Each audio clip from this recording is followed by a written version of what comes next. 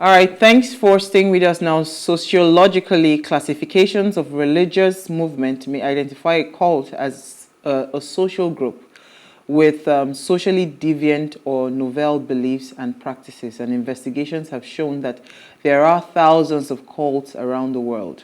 While some cults are relatively benign, others are dangerous and destructive. It is important to note that some people may choose to join a cult because they believe in its teachings or because they enjoy the sense of community and protection that it offers. However, confessions have revealed that most members joined forcefully. Cultism has taken and continues to take millions of lives across Nigeria. So today we're asking, why is cultism on the rise? Now, please, let's hear what you have to say. Remember, you can join the conversation. Send us an SMS or WhatsApp to 081-803-4663. Our phone line is now open. The number to call is 07025007749. That's the number to call. Remember, when you call, share your story with us, and please turn off the volume of whatever device it is that you're watching us from. All right, so I mean, like, as I was saying before we went on a break, the conversation around Mobad is really why it is also like just kind of like we're just moving into the conversation around cultism. Because yesterday when I saw that video, I was telling you, Diola, okay, since you were here yesterday, that it seemed like a movie scene to me, honestly speaking. I didn't know, because normally I don't look at dead bodies. I don't look at all of those things. Those things are really scary for me because I can see it now and I'll be seeing the person in my dream. So I saw the videos and I saw a pool of blood and everything. So in my head, I was thinking maybe it's a movie scene very soon because the camera was panning like that. So I thought, okay, very soon maybe I'll see the cameras and all of that. Omo, I realized that it was not a movie scene. That was when I now turned away because I started seeing like people being, the machetes being had removed somebody's dead bodies. They were young people on the floor, older people in Shagamu yesterday. So, and when a police person comes out to say that, you know, almost everybody, do you understand? Every young person is a cultist. I'm now wondering why exactly is this happening? So when I was going to school, when I was going to the university, the scare was that, the university, because I went to Delta State University, and Delta State University, apart from ECOMA, Delta State University was one of the notorious places for cultism. Yeah. So, but I think it was, so the season that I entered Delta State University was the season that I think some major things had happened that forced the government to step in. And so my season was the calm season. Wow. So there was no, but even when I was going to school, they were advised that, oh no, when you go into the university, your life has to be very defined. So I had a triangle. I'll go to school, I'll go to church, and I'll go back home. My life did not pass that triangle. So it's either you see me in church, or you see me in the lecture hall, or you see me in school. I never attended any parties. I never did any of such because, you know, the what I was told was that if you start to attend some of all these social gatherings and cultists see you there, you know, they'll likely believe that, okay, so, and if they find out that you're not in any cult, that's when they truly start to disturb you to join cult. So cultism was something that it was a choice. It was something that, okay, you want to be fine boy. I mean, we had some other people that they looked really fly. You know the cult that they belonged to. Some people that were very vicious. You knew the cult they were belonging. I mean, Wole Soyinka is the patriot of cultism. So, literally, and in fact, there were cults in the past that you needed to be of a certain intellectual capacity. Like, first of all, your grades must be in the level of the two ones before you can even join those cults. Yeah. But now, you go into what's it called? The streets. And you start to, you know, when these Ajah things started happening, I used to think maybe, you know, because it did not still resonate. In my head, cultism starts and ends in school, like university. Do you understand? That is what was in my head. You will start if you want to join cult, you join cult in university and you end it there. But now it's gone beyond universities. They're on the streets. They're everywhere. They're recruiting primary school students. Yeah. Do you understand? So I'm now wondering, why exactly do we have this on the rise? Is it because of the state of our economy? You understand? Is it the state of, what exactly is the attraction? What is the promise that is being handed over to these guys that make them want to, you understand, just from a very young age, start to be involved in some of these activities? You know, I don't know who's going to go For first. some, I mean, it's community, that sense of belonging. If, especially from grassroots, demography, if you were born on the street or you probably come from a home where your mom doesn't care, your dad doesn't care, and then you find some neighborhood bros, who takes an interest in you. He gives you morning food, he gives you afternoon food. Tomorrow, you're looking forward to seeing him.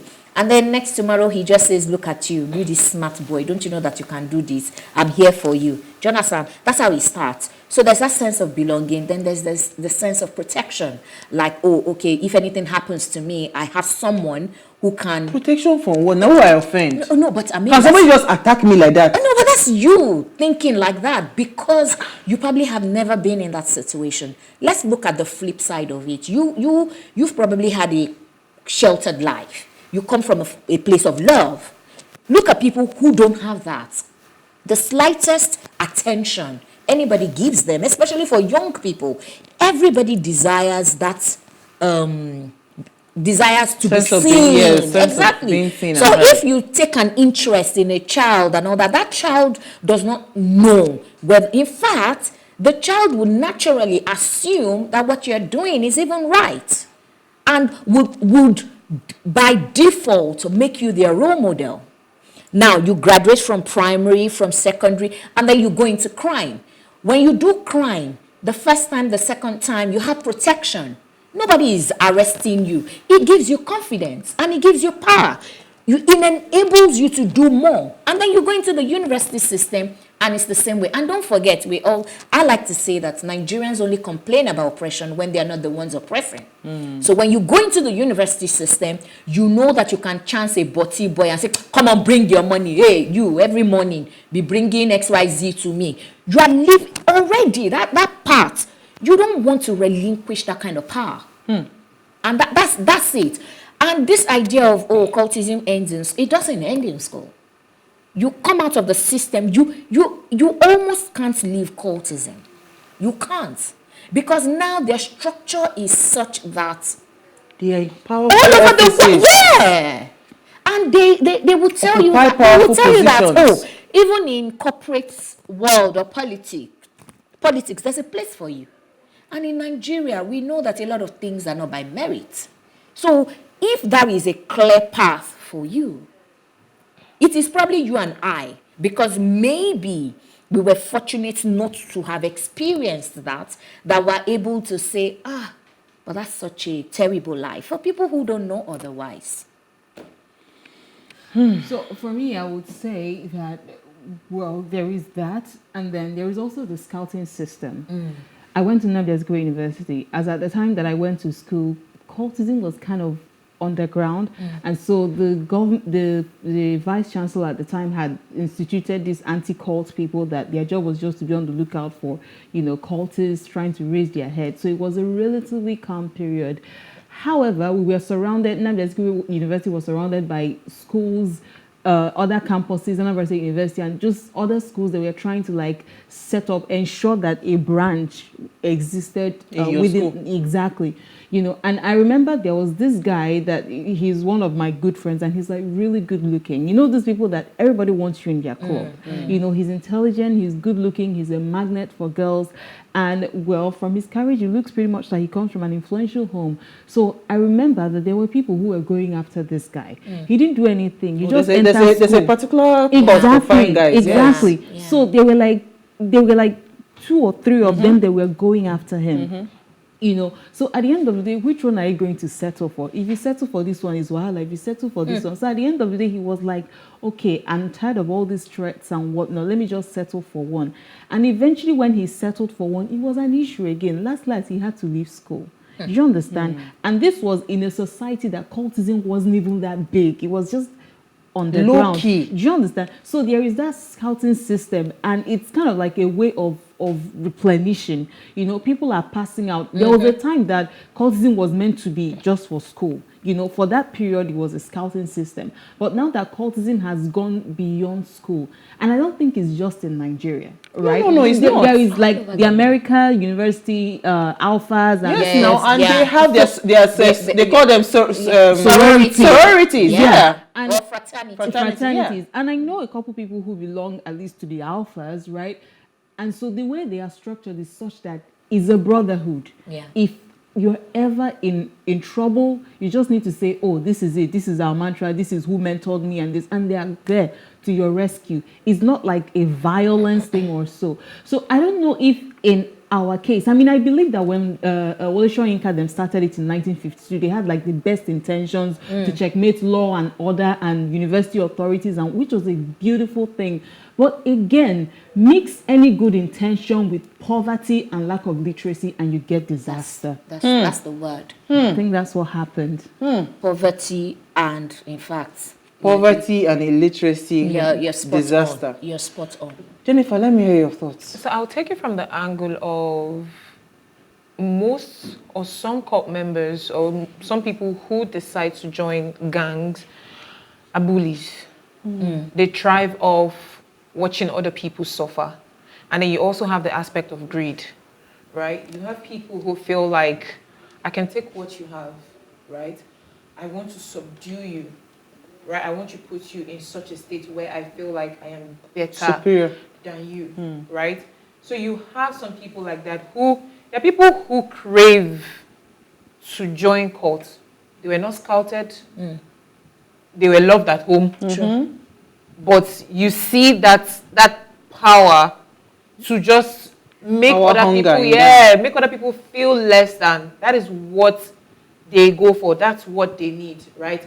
I can bring out a knife, I can bring out a gun, I can call my boys and we'll beat you up and there's nothing you can do, right? You're a guy like me. If you have a girl, I can take her, or you have money or a car, I can collect your car and there's nothing you can do about it, right? We've seen things like that in school, which I feel like even outside of uni, in the adult world that we're living in our society, these are the things that are still happening. Oppressive. Do you understand? Mindset. I mean, going back to the Mohbad situation, right? I watched a particular video where a guy was kind of narrating some of the things that some of these young men who wanted to go into the music industry had to undergo, right? Some of them had money of their own, but some of these people had to collect that money. And that's because they wanted to subdue them. They wanted a situation where you would have no other choice but to look up to them, right? You have to go to them for everything that you need. And then you have people who are just greedy. Now, if you look at some of these gangs, maybe some are impoverished, some probably have money based on what they've stolen from other people. And some people feel like, you know what, I don't want to work. I don't want to work for my money. Why should I work for my money when it can be given to me or when I can collect it from somebody else, right? In situations like that, that's when you see people going into cults, and those ones are championing it because they are out to steal. Okay, so I like where everyone has come from. I want to just draw something to our attention, and I think somehow everybody touched on it. You know, there's a community where it seems like anything you want, we're here for you, we got your back. Because now it seems that you can't be successful to some extent in some of these industries without having to be part of an identification. I mean, today I had a very extensive conversation with my staff in the office on Monday, that's yesterday. And they kept on and on and on about colors. I can't say me we kuku like black as my do you understand what I'm saying? Like literally you have just messed up the idea of colors in my head because I am a fan. You understand? If you check my wardrobe, 80% of my outfit. Do you understand? But now you're now saying that this particular color is attached to this particular color. So, but you see, some of these identifications, people would gladly flag those colors because they believe that these people are like a brotherhood, is like a sisterhood or whatever. They've got my back, right? So, if that is the situation, and it seems that these people are the ones gaining the ground, who are the people that are providing alternative solutions for every other person that is not interested in joining a cult and just want to make life and want to make a living? Who are the people that are, do you understand? Because now, to my surprise, you hear that even religious leaders belong to some of these, what's it called, organizations, these cults and all of that. So where is now the place to shield people? Because we all cannot all be inside a cult. Yeah. Literally, I mean, there has to be a balance. If all of us did there, who will come to fight? We need to fight somebody. You understand what I'm saying? Like, there has to be a balance. And this is what I say with education, right? When you make the entertainment industry, for instance, so attractive, so juicy, and you're neglecting the educational sector, making it look less attractive and all of that, you're giving young people automatic choice that this is where the attraction is, this is where the money is. So many people do not want to go to where schools are or whatever. They don't even want to see anything 4 walls of a school because now they've seen that this is the direction, this is where I can succeed. Same thing with cultism. Because now I've even heard that even there are some shows, right, that, you know, they only call their members, so like literally is a community. Anything I want to do in terms of business and whatever, I do it within that community.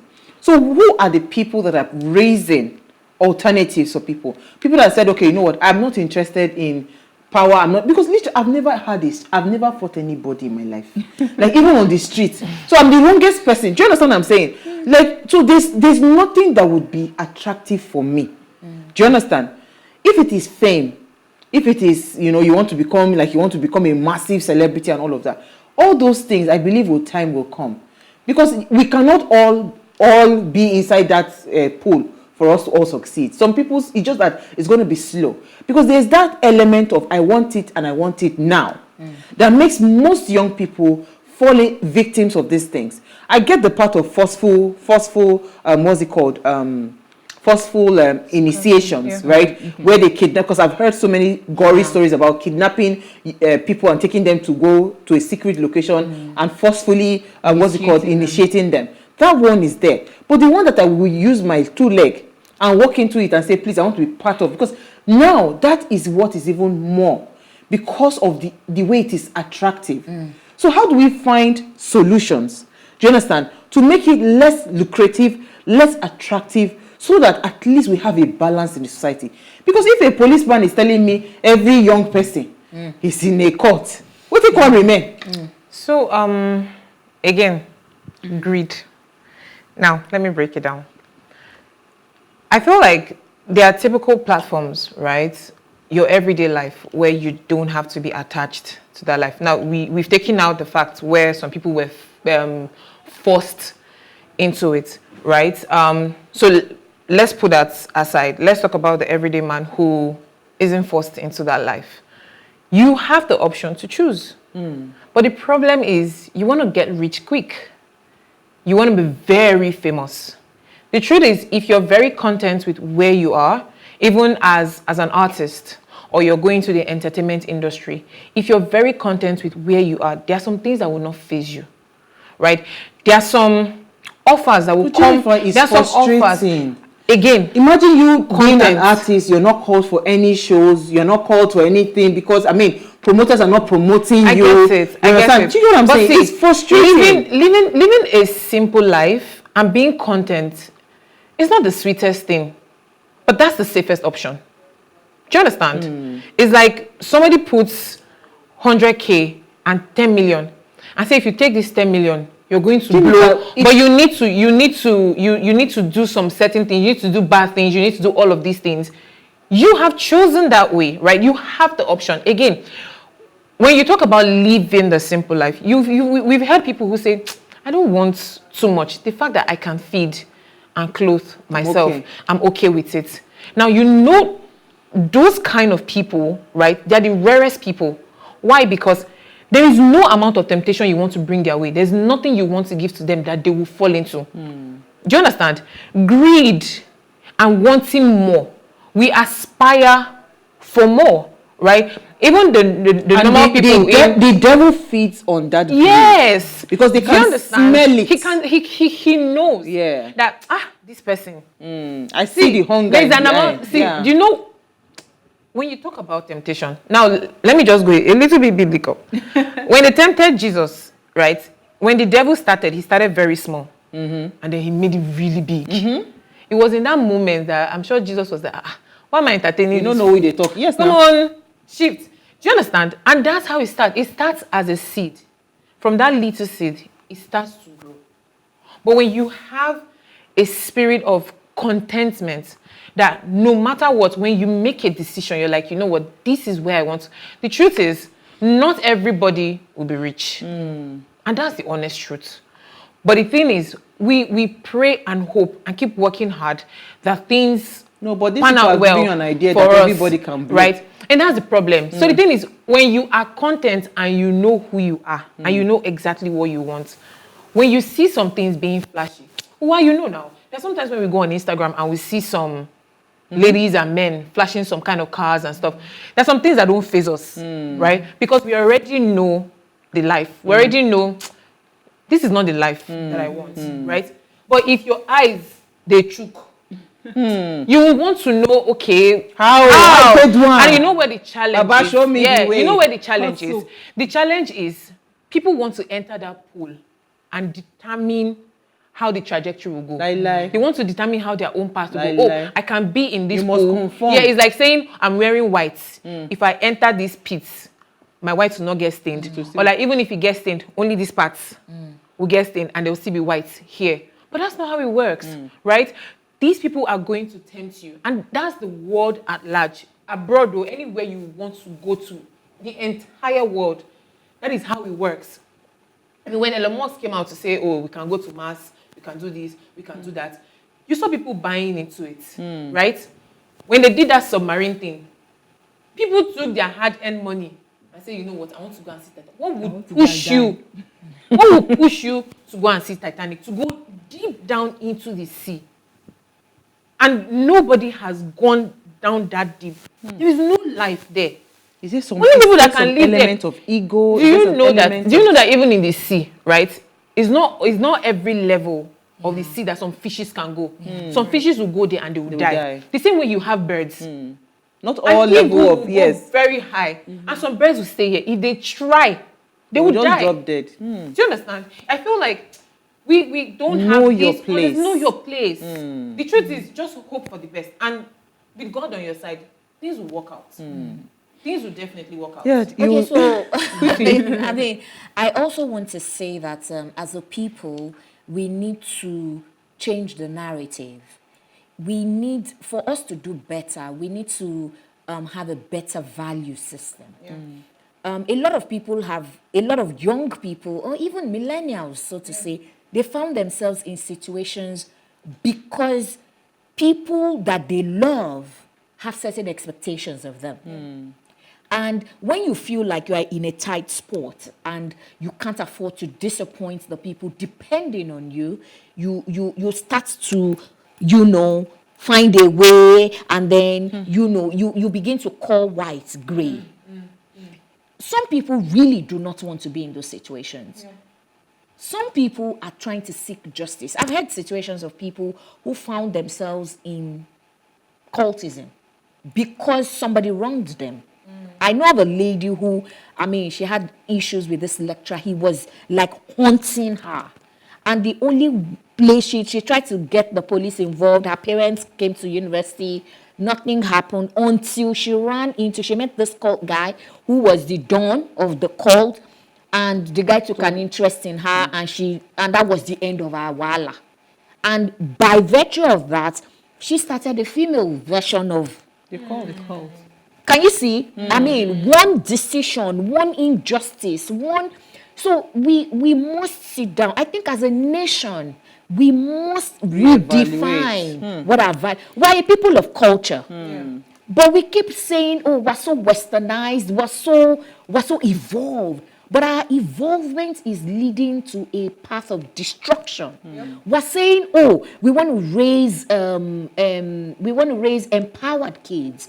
But what we are raising are kids that have no idea about the consequences of their actions.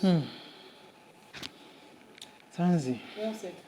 You both have just made like amazing points that you talked about contentment and just being okay with delayed gratification. And I think that's amazing, because I completely agree with that. And then you talked about how injustice can just lead you into taking the wrong decision, but because you want to feel protected. So this is something that I have experienced both of it, you know, and I'm kind of at that place in life where I constantly find myself in that place of, okay, I should be contented, but I know that I need to do this. I know that my family needs to do this. And so, for instance, naturally, there is nobody that knows me that does not know I have like a natural disgust for people who just, you know, married men going after young ladies just because you see that they have financial needs and you want to prey on that. I'm very deliberate with my word. I have a natural hatred and disgust for that,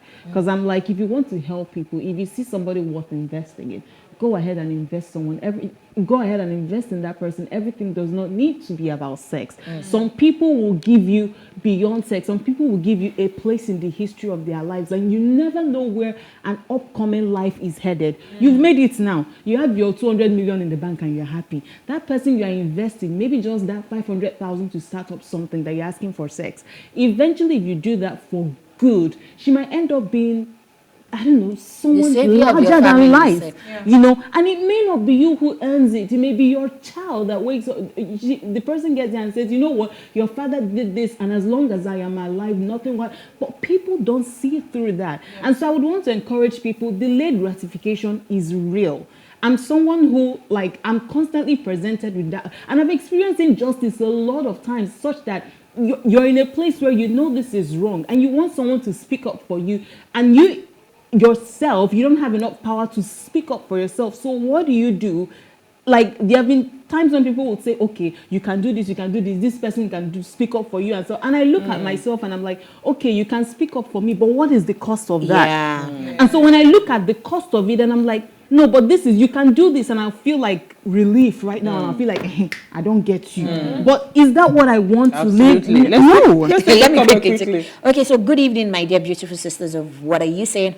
#Ways. Why is cultism on the rise? My dear beautiful sister who has said it all. She said that cultism is a game of choice, and I agree. Your character on campus will determine if cultists will approach you to join them. If you know yourself very well and know what you are on campus for, there is no way you can have that urge to join a cult. My dear beautiful sister Jennifer said that generally cultism is a way to show superiority. People look for an opportunity to take charge of their fellow human beings and control them. You ladies look beautiful tonight. My name is Daniel. Thank you so much, Daniel. So this conversation, right, is going to continue.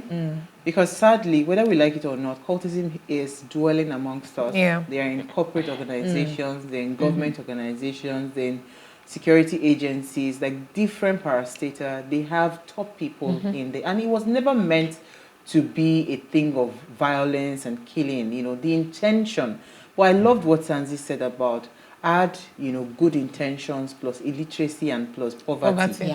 It is equal to disaster. I think it's a fantastic way, you know, to wrap up the conversation for tonight. So if we really want to solve the problem of cultism on the rise, let's start to find a way to educate our children better, better education, and let's try to alleviate poverty in its sense, not just on paper, not just saying, oh, it's an SDG goal, so we must know. Let us really, in its sense, start to empower young people so that they can be financially independent. Once there's financial independence, it's very difficult for you to get that person to say they want to go and join some kind of thing. Do you understand? Thank you so much, ladies. I think we did amazing justice to the conversation. Absolutely. Hopefully, we'll be able to bring it more and more as the year continues to go. Now, before we go, follow us across all our social media handles at Wayshow Africa. You can interact with us further, drop a comment, and most importantly, follow all our engagements on social media, like, share, and invite your families and friends to watch and follow the conversation. If you missed our quote for today, here it is again. The only difference between a cult and a religion is the amount of real estate they own. And I'm sure you know who owns what real estate. I like this. Frank Zappa. You know, some people, they're going to do their own side beach, but some people now building. We'll see you guys tomorrow at 8 p.m. So bring another great conversation to your screen.